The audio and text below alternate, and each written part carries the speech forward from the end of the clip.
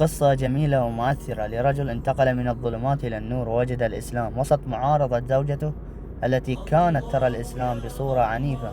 ولاحقا حدث شيء غير متوقع. سبحان مقلب القلوب. When I told my wife that I wanted to become a Muslim, my wife, who had been a devout Christian her whole life, she told me, Sean, I will never become a Muslim.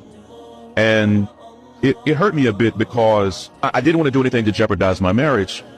A few weeks later, when I traveled to Edmonton, I shared with some men, including a local imam there in Edmonton, that I didn't know how to approach this with my wife.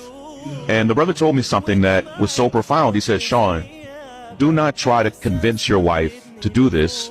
أنا أتفق مع الشيخ. الشخص المتعصب متمسك بعقيدته. He said, it's more likely that you will mess it up than anything else. He said, but I do want you to trust that Allah will guide her heart. I laid both of those copies of the Quran on my dresser, not because I was like low-key wanting my wife to find them. I just didn't want them to get bent up in my suitcase. I was so exhausted from traveling that I went to bed like at 8 p.m. When I woke up almost 12 hours later, my wife had grabbed one of those copies. She's a professor, a doctor. Yes. She had already, through the night, she had already read almost half of the Quran. When I woke up, my wife said to me something that was so shocking. She said, Sean, I think we should become Muslims. And there's a powerful lesson there. Like most Americans, most of what my wife knew about Islam, she learned from places that you don't want to learn about Islam. If what you know about the Prophet Muhammad, peace be upon him, you learned from the news, if you learned it from movies, if you learned it from social media, it will be misinformation.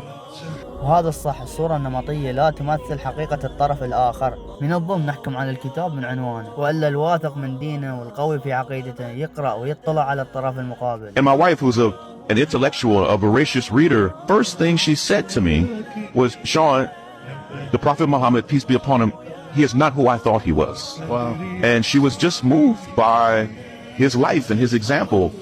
And she was also, she thought that to become Muslim, it meant you no longer had any reverence for Jesus. And I think most Christians think that. Yes. And it was actually quite the opposite.